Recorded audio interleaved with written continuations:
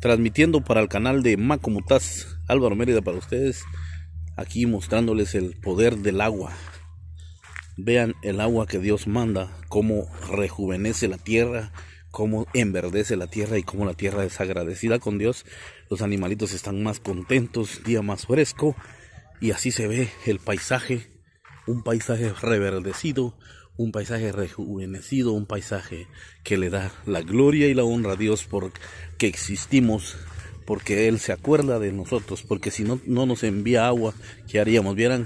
Vean cómo están las nubes bajas ya listas para volver a llevar el agua otra vez al cielo, para ese ciclo del agua, para que vuelva a llenar otra vez la tierra. Vean el rocío, la frescura que tiene la tierra.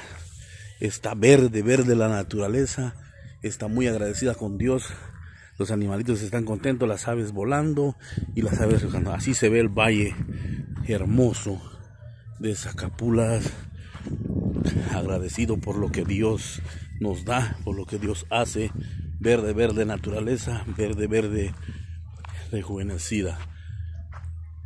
Así está la naturaleza que Dios nos envía.